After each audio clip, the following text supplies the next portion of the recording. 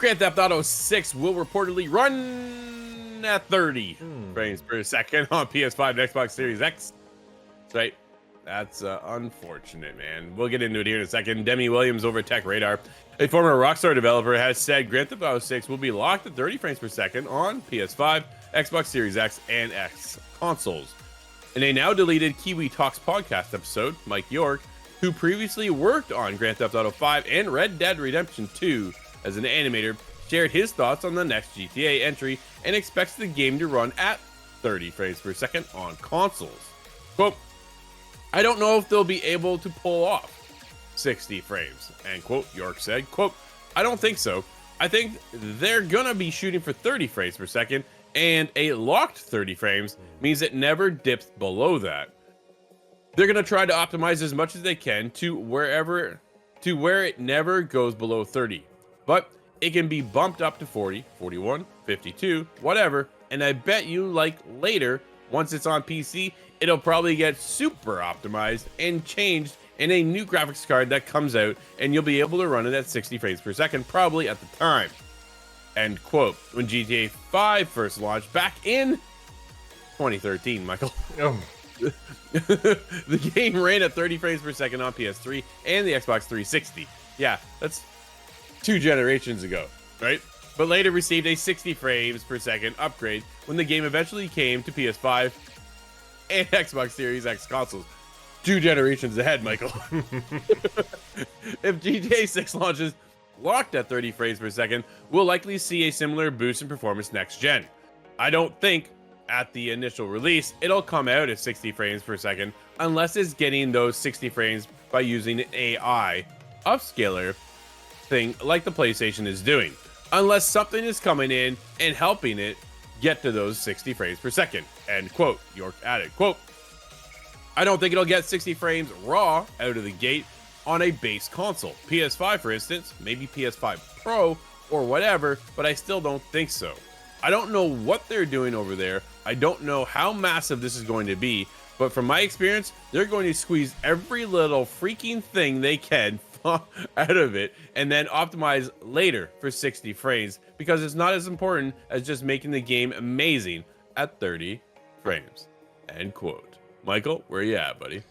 Well, to start, we all knew this was going to be 30 frames per second on Xbox because we have to run it on the Xbox Series S. That's going to be a given at that point. And Xbox refuses to let anybody make a custom Xbox Series X game. They want them to run equal. So we already knew on the Xbox side of things, this game was going to be locked at 30 FPS. Who knows if the Series S could honestly even run it at 30 frames a second with all the other issues it's going to have. The PlayStation one is a bit interesting. You and I have talked about this for the time the PS5 Pro was announced. Yeah. Why not, if you're Sony, do everything you can to partner with Rockstar and have some kind of GTA 6, PS5 Pro bundle or something. And maybe, as York alluded to, that's what you do, right? Base PS5, 30 FPS. Xbox, 30 FPS.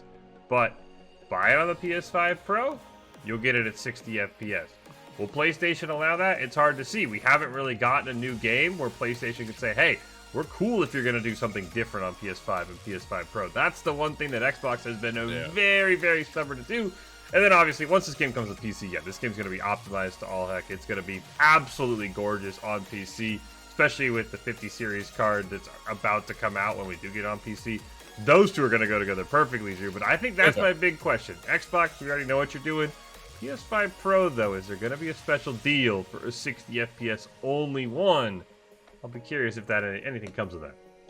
Yeah, it's funny because I was talking to my buddy Kyle last night as we were playing, and we were sitting there gaming away. And we're talking about GTA 6. He goes, dude, I can't wait for, this is my game this year. This is what I'm holding out for. I'm like, well, welcome to the rest of the world. But it is what he's focused on, right? Like, right now, his hype is all around South of Midnight for Xbox. Congrats, right? And GTA 6. He's just like, it just can't come fast enough. So I said to him, where are you buying it? Right? Now it becomes the question of what platform? Because he has a PS5 and he has an Xbox. Dude, me personally, I'm going PS5. I'm going to PlayStation for GTA 6. And he goes, yeah, me too. Right? That's now becomes, where's your friends at? And more of my friends are over on PlayStation that will be in here day and date for months on end. a year later, 2 years later. My brother's on PlayStation. He's built into that ecosystem. So I'm guaranteed to, when I jump on, when the online drops, boom, there it is. Does 60 matter for me personally? No. Straight up, dude, I can't. I don't feel the difference. I don't see the difference. I know it runs smoother technically. I know the understanding of it. But for me, I'm like, yo, if this thing is just what I want it to be, then I don't care if it runs at 30 or if it runs at 60, right? They'll get to 60 eventually at some point. But at what point, Michael, do we just make 60 a standard? Right? Aren't you surprised this generation?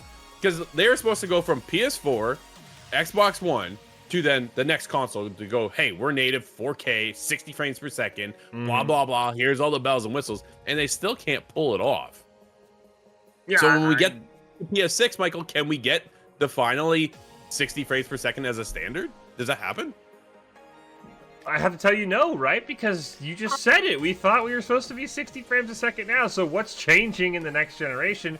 Sure, maybe the games we have now, right, as we talked about, GTA 6 in the next generation, probably get 60 frames a second.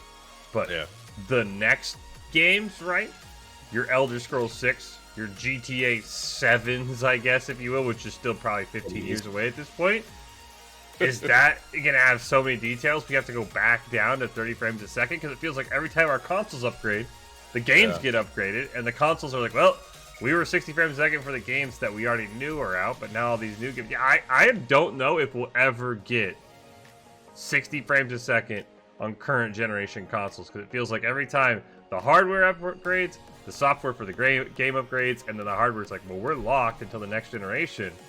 I think we're always going to be chasing that dragon, Drew, of, all right, we can do old games at 60, but your new games at 30, and I just don't ever see a world where we're going to get 60 frames a second day and day on new consoles, on new games. I just don't think it's happened because we've been fooled so many times. Yeah, no, we definitely have, right? And we've been just waiting, and then eventually things get upgraded. And I just wonder if it's one of those too little too late sometimes. But with GTA 6, dude, we're going to be on this thing forever. And I think that's the biggest catch, right? So when we do get 60, it will eventually happen. It's just going to take a lot more time. And when we first get in there, though, we're locked at 30. So hopefully everything is running smooth, and they have so much to optimize because of the scale of what GTA 6 is going to be. It's not like a point A to point B scenario, right? I think that's where it differs too, because GTA 6, dude, it is open world and it is going to be absolutely huge.